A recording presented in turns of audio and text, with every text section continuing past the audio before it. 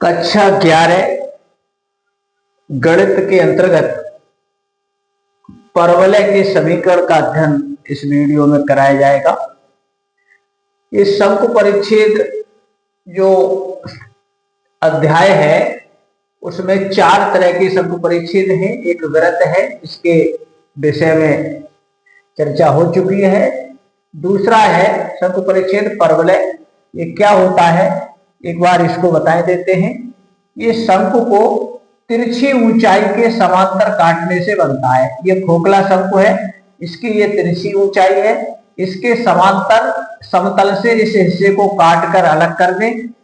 खोखला है अंदर से, और कटे हुए हिस्से पर कोई कलर लगाकर कागज पर इस आकृति को उतारे तो ये कुछ इस तरह की प्राप्त होगी। इसका नाम परवलय रखा गया है। इसका क्या समीकरण होगा ये इस वीडियो में आपको समझना है, तो देखेंगे। इसकी जरूरत नहीं है, ये तो उत्पत्ति के लिए था। तो इस पथ का नाम परवलय है और हमें इसका समीकरण प्राप्त करना है। इस पथ को एक काटने वाली एक ऐसी रेखा खींचेंगे जो इसके बीचों बीच से गुजरती हो। इस रेखा का नाम अक्ष है। ये इस पथ का मतलब परवलय का, इस रेखा को अक्ष कहते हैं।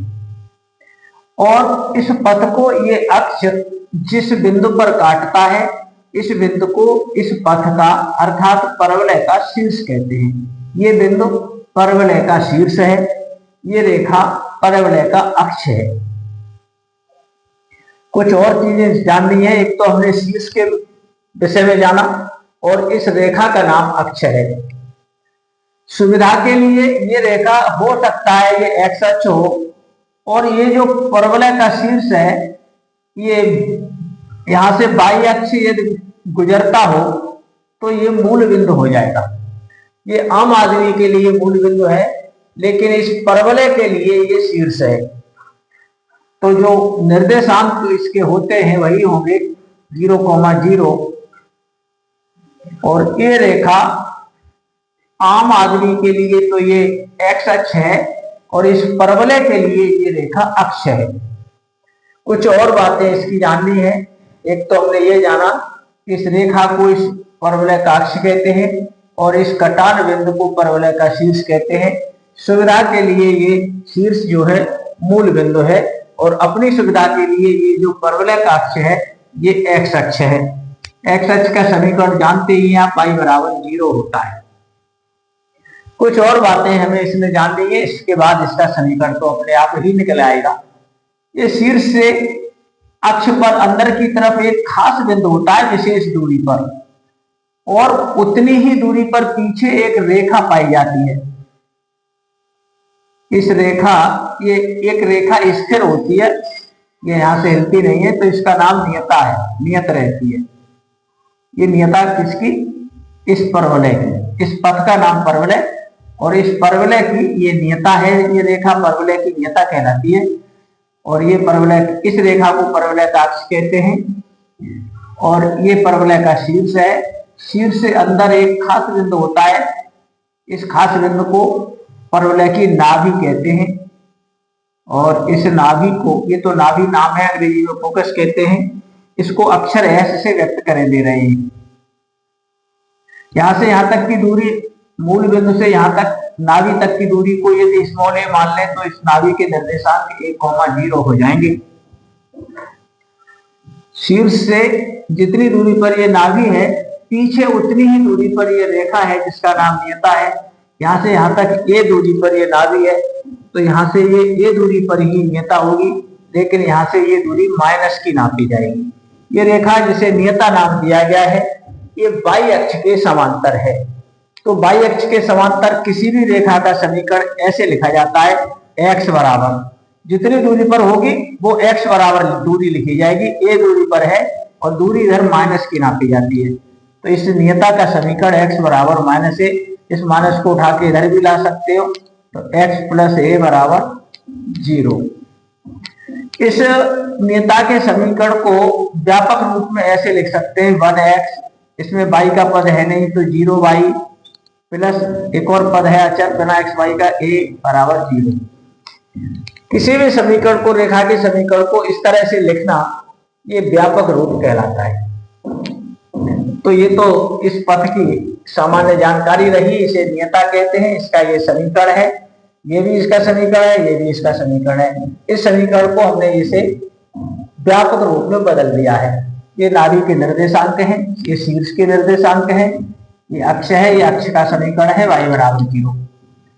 अब इस पथ की विशेषता ये होती है, इसकी परिभाषा ये कहती है इस पथ की कि इस पर बिंदु कहीं भी हो, पूरे पथ पर कहीं भी हो, जैसे यहाँ है, तो विशेषता ये होती है इस पथ पर बिंदु की कि ये बिंदु जितनी दूर नाभि से है उतनी ही दूर इस नियता से होगा।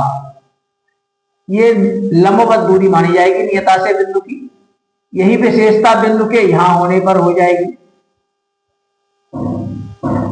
ऐसे बिंदु मान लो यहां है, तो इस बिंदु की नाभि से तो ये दूरी होगी,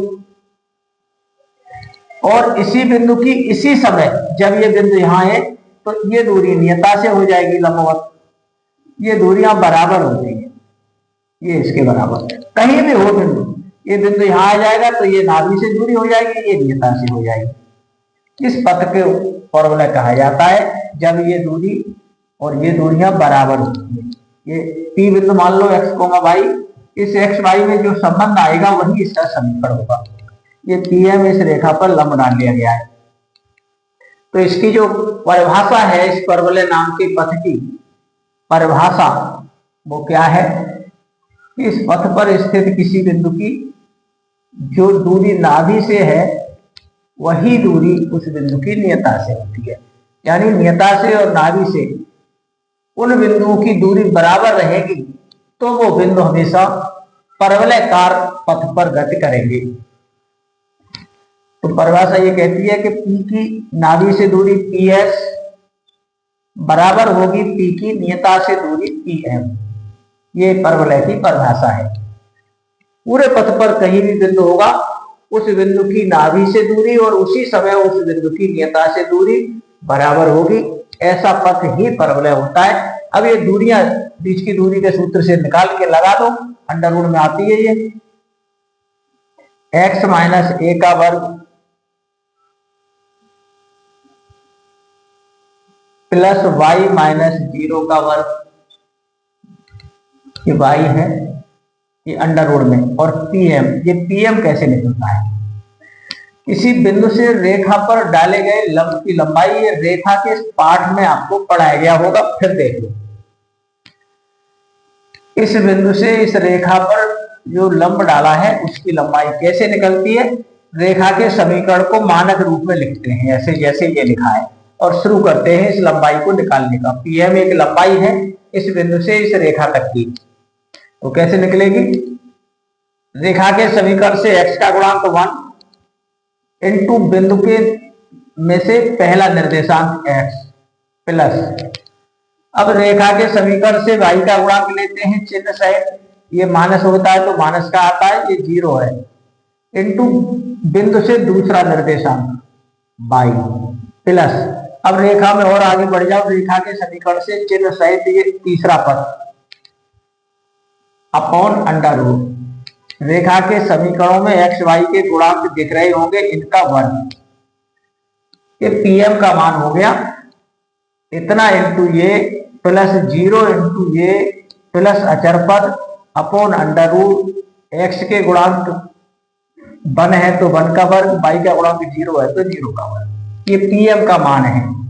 अंडर रूट हटा देंगे तो इस साइड स्क्वायर चला जाएगा, इसका राइट हैंड साइड का होल स्क्वायर हो जाएगा, तो ये x माइनस a का होल स्क्वायर, y माइनस 0 को खाली y लिख सकते हैं, ये सब मिला के 1x को खाली x लिखेंगे, ये 0y छोड़ देते हैं, 0 हो जाएगा प्लस a अपॉन में अंडर रूट में 1 है तो उसका 1 ही होता है, ये भी छोड़ देंगे।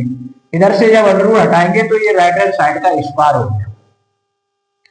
स्क्वायर दोनों तरफ खोले जा सकते हैं, इसे खोल लो, दोनों तरफ खोल लीजिए, x square plus a square minus 2ax plus y square बराबर, इसको यहां लिख रहा हूं खोल के, a प्लस बी का होल स्क्वायर खोलते हैं, a square plus b square plus 2ab तो देखो समान पद दोनों तरफ से चिन्ह सहित हो तो वो कट जाएंगे।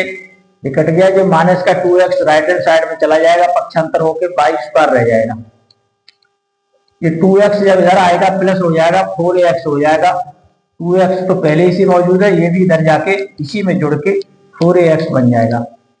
ये एक्स वाई के पदों में ये समीकरण आ गया। यही इस पथ माने इस परवलय का समीकरण है।